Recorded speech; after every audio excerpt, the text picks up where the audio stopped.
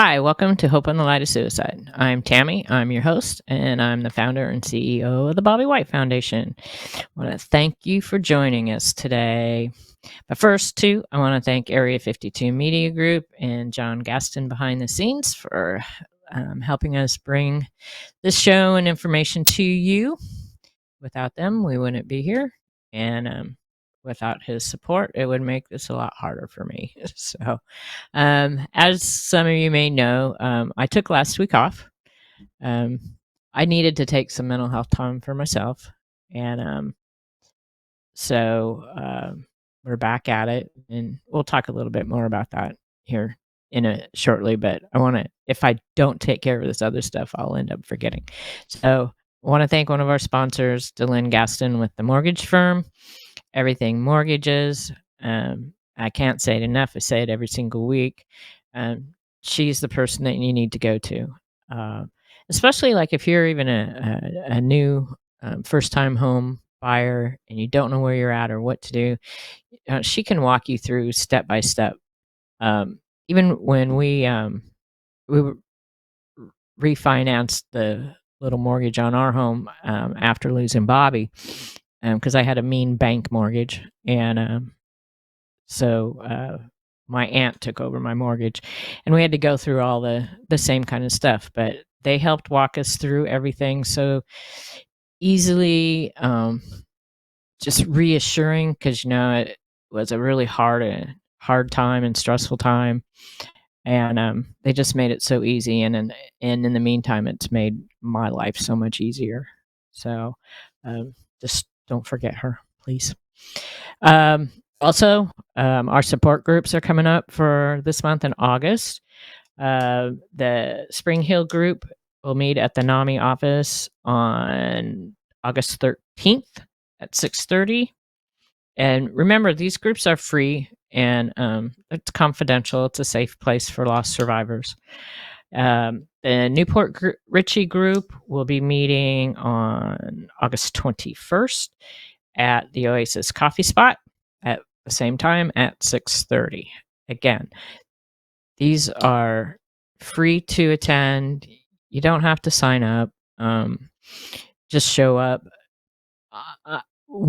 I know my co-facilitator, we know that, sometimes you may plan on going to one of these groups, and then the time comes and something inside you just can't do it. And we understand that, because we know we've been there. And sometimes it's my cat. I think Leroy's being a support cat today. It can just be difficult, and again, like I said, we understand that, we get that, but we are here to support you. They are both peer-to-peer support groups facilitated by lost survivors, and we're in different parts of our journey.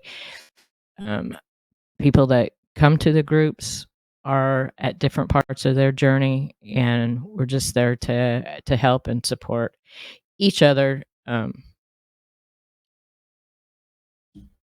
It's just to let you know, you don't have to do it alone. So it's hard enough.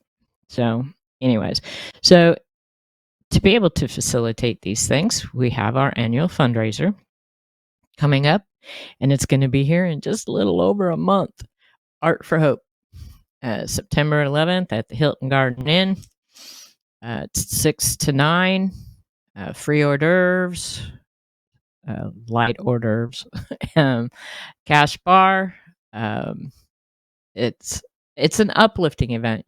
I mean, granted, our subject is suicide prevention, helping lost survivors, education and awareness.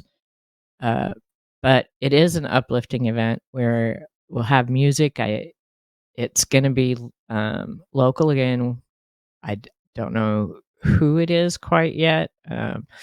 Kim, our MC, is arranging the music for us this year. So it's nice that it's kind of a surprise every year, and we get to showcase local musicians also, and it's great that they support this cause, because it it takes a lot. So I guess maybe sometimes a lot of guts, especially if you haven't experienced this type of loss, because we have a hard time getting sponsors. We have for this show. John and I've been doing this for 3.5 years, and sponsorships are available for this show. So it would be really, really nice if we could get some nice sponsors to help us facilitate this show, since we've been doing it for so long on our own. It would be really helpful. Plus, so that we can continue it and continue to grow, continue to learn, because this is all evolving all the time. So our sponsors, though, for Art for Hope, we are fortunate, of course, is Area 52 Media Group and Tammy White Galleries. And our next level sponsors those are the top sponsors. Our next level sponsors is Lucas Magazine and Dyer Injury Law Attorneys. The rep for them, who I know, Yvette, she's really super sweet, and from what I can tell, they're a very caring law firm. I mean,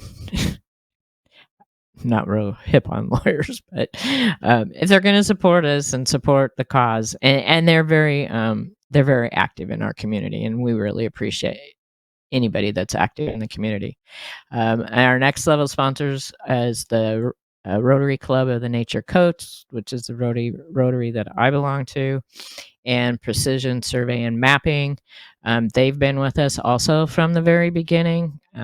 Actually, it's the company that Bobby worked for, who he was working for when he took his life. But we love that they continue to support us throughout the years after losing him, because it was devastating to them too. You know, the employees there, and I don't think people really understand or know, they're considered lost survivors too. They worked with my husband, you know, well, they were working, 4 days a week, 10 hours a day. And sometimes they spend, our loved ones spend more time with the people that they work with and for than they do us, at least waking hours. And Bobby worked for them for a really long time, two different times in his career. But again, it's good to have their support. And of course, again, Leanne's Cookies is coming back for our dessert sponsor. She's a great, great gal. She's been a great support since I met her several years ago. She's the author of 2 books now, which she'll have at the event. But her cookies are awesome. And I think I only have one left in the freezer. At tabling events, she'll have some out there, individually wrapped for free, and she'll let you take some. And I took some home last time, and I'm almost out. So be sure, if you come to the event, which I shouldn't say if you will come to the event, and sample some of her cookies. And she always she gives like a 2-tier box sampler of her cookies away. She raffles them off for the event and donates them for the raffle. So there's like 2 opportunities to get boxes of cookies, and she packages them really great. And also, I just wanted to mention too, with her, if you go to her website and you're a business, she does corporate work, and you can send boxes of cookies to your clients, or your vendors, or whoever that you deal with. I've done that a couple times with my customers with the gallery, and they show up on their front porch and they're wrapped beautifully, and they just taste good. By this time, the heat wave might be over. I want to wait till that's over. But anyways, she does awesome corporate work too. So we're happy that she's on board every year, and I really don't even have to ask her anymore. She just says, "I put it on the calendar." So I should retract what I said a little bit earlier. We do get some support, and the people that support us are really super genuine, and that's super important too. So we're super happy about that. So, anyways, let's go back. Oh no, we got one more thing. We did have our volunteer meeting this week for Art for Hope, and one of our volunteers, Margie, she's been with me the whole time too. She brought in this really cool tile that haven't decided if we're going to put it in the raffle or if we're just going to put a price on it for sale. I don't know yet, but it's I think it's probably about 12 by 14 inches if John can pull it up. There it is. And this picture does not do it justice because the colors are way better in this than how it turned out when I took the picture. But if you look kind of closely at it, you can kind of tell there's relief on it's kind of a two-dimensional tile. And like I said, I think it's about 12 by 14. It is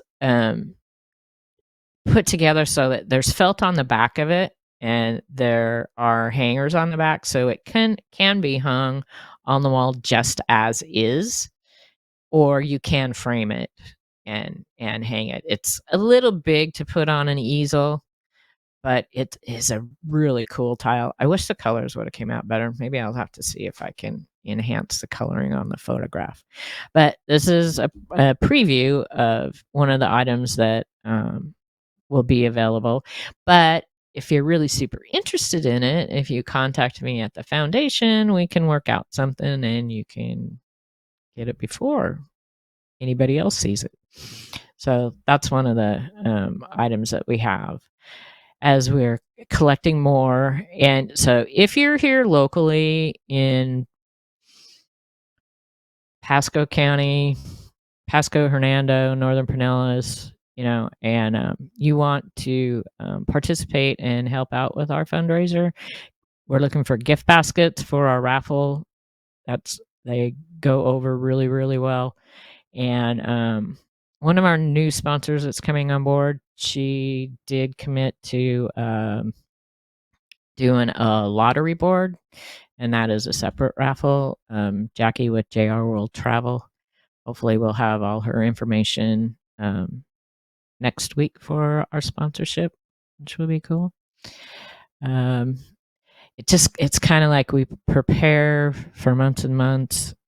Little happens, and then here comes August, and the end of August, and then everything goes swoosh, but it all comes together. And this year is really super, super important too, because we're working on, and I've talked about it a little bit, but I can still only say so much about it. But I can say we're in the next step forward, working on putting together a walk for Pasco County. All the paperwork's in. I had the first meeting, and got the insurance all squared away and sent in. So now it goes to, I guess, the final committee to say yes or no. Hopefully they say yes. The gentleman with Parks and Recs has been working with me. He seems to think that we're not going to have an issue. So, and I know several people that are on the committee, hopefully, that weighs in our favor. But since since ASSP has had the walk in our community for the last 9 years, hopefully they just see us as, being able to continue it, bring it to the community so that we can continue to bring education and awareness about suicide and loss survivors to our community. Um, I think it's really important because, really things aren't changing much around here, even in our own community. So it's really super important. And this way, the money raised is to stay in our community instead of going somewhere else. And I won't say all that, but it'll help us be able to bring more information and support to people in our community, which is really super important.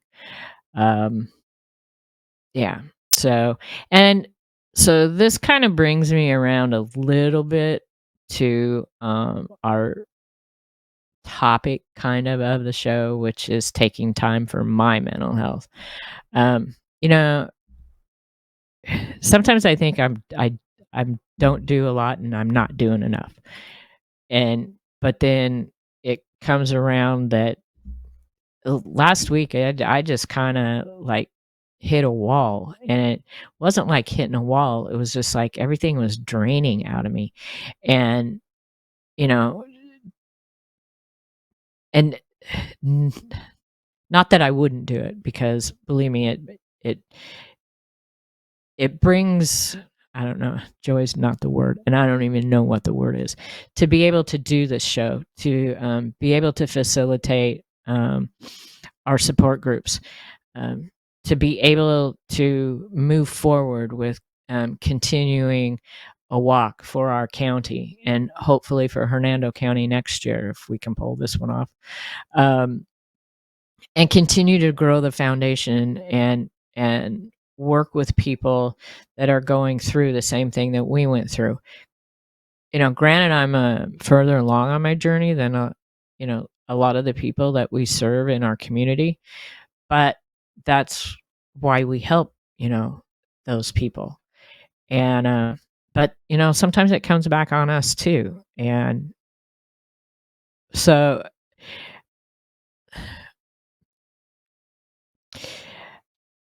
I was here at home, and had another fundraiser the night before for another organization, which we do a lot, to support other organizations in our community. And I was just like, I'm just drained. And so I texted John and I was like, hey, can I just have tomorrow off?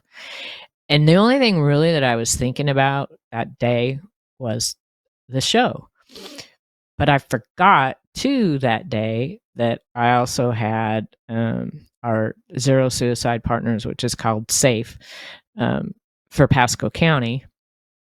And I ended up missing that meeting, which it's kind of like, to me, the universe works the way it's supposed to work. We think that we have control, and really, I don't think we should even try. um, so there were things that were going on, or meetings that I should have been in last week, that it just came out of my mind. It just didn't register until after they were over, after I got the okay to take the day off and have my mental health time. And John understood. He knows. Um, so it was nice, and I didn't do anything. I really didn't. And I actually kind of had plans to do a few things, and I didn't. I just kind of melded, kind of adhered to my chair. But and just to not have to think about all the stuff that I'm trying to do, because it's not only just the foundation. I've got somewhat of a personal life, and my gallery business, which I've had for 31 years, and that's ever evolving and changing with the times. And you know and I've been in the art and framing industry for over 40 years, but the last few years, especially since COVID, our industry has become so difficult, as with others. And it just takes more out of you, and you have things piled on top and on top and on top. And it's I'm not saying, woe is me, because it's not just me. I know everybody has their thing that they have to deal with, but this is what I'm saying is you have to take time for yourself. And if you don't, and that and this is kind of one thing that scares me, and it has happened to me, is if you don't take that time for yourself, the universe is going to make you take the time, because you're either going to get sick, or like I did, just a couple months after Bobby died, I broke my leg, like really, really bad.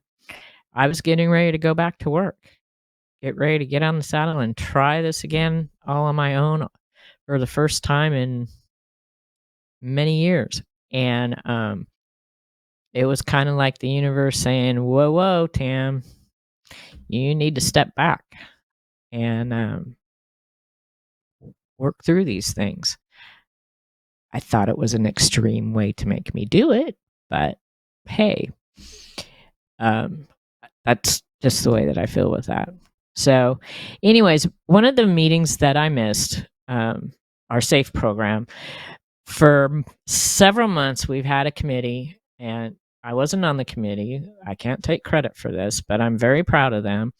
Is especially in our community in West Pasco, um, the majority of our suicide deaths are in the older population, say 55 and older.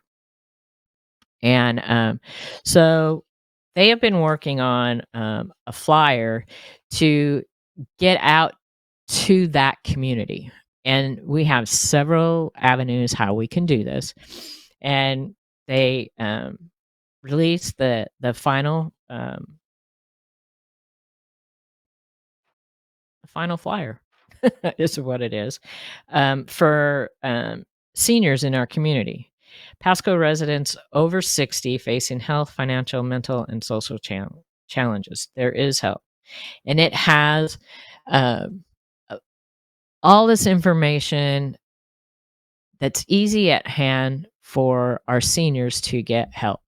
It's double sided, that's the front page. And then the back page has resources for health and wellness, financial, transportation, caregivers, food, just easy access information for people in our older age brackets that may be struggling. Bobby was 62 when he took his life. Um, and, you know, our circumstances were a lot different because a lot of these seniors, they're alone. Um, or what ends up happening, and kind of Bobby fell into this, is they end up getting a devastating health diagnosis, and it's hard to deal with. And they decide that's it. Bobby had MS for 25 years. In the end, I know he wasn't sharing everything that he was going through. At least that's what I can speculate. So anyway, that flyer, we're going to get out to the senior community. I myself, this week, I'm going to a new networking group. We have a new Archwell health clinic that's geared towards seniors, just really super close to me. So I'm going to take these flyers to them. I think they're trying to also, our group is trying to get these into the Publix pharmacies. I'm also a member of PAN, Pasco Aging Network, so I'm going to be bringing these to them. And anybody else that is interested in these flyers in Pasco County, just contact us and we'll figure out a way to get them to you, either send them to you electronically. I think someone that's on the committee might have some of these already printed up. I just printed up the electronic version myself. And I think it's really good that we need to tackle this. I know of several cases, and I get reports from the sheriff's department every month, which isn't a complete report, but it's probably it's the majority of the suicide deaths in our county, and by age, gender, means, um, ethnicity, I believe, is also included, and it has continued for several years that it's that demographic, white males 55 and older, or yeah, 55 and older. I'd say that's like the best number kind of to start at. Um, but females are included too, and yeah. So I'm really proud of this group that the foundation partners with, that they came up with this. Um, I to me, and it's only me, and I don't, I say this all the time. I don't ever discount the deaths of our youth. Actually, we're coming up on the anniversary of a young girl. Her name is McKenna. She was a hockey player in the Tampa Bay area who was bullied. She was getting ready to be a senior in high school, and her friends turned on her. And just within days of online bullying, she took her life. She was a female hockey player. Um, it's sad. And the increase of our youth suicides is just mind-boggling, even younger kids. So we all need to tackle this, and we need to tackle it together. We need to keep talking, and I'll keep talking as long as anybody will listen. And even if they don't listen, I'll keep talking. So with that, our quote for the day, and I may have done this earlier, but this is one that resonated with me this week. Stay the course, but adjust. Stay yourself, but evolve. Stay humble, but lead. Stay hungry, but be grateful. Stay focused, but explore. Stay awake, but dream. That's what resonated with me this week, with what I was doing to try and take care of my mental health. So, with that, remember to have these numbers in your phone. The easiest thing to remember is 988. And 988 Day is coming up September 9th. We're going to be doing some promotional and awareness for 988 Day coming up. So please, just remember, there is always hope. Thank you.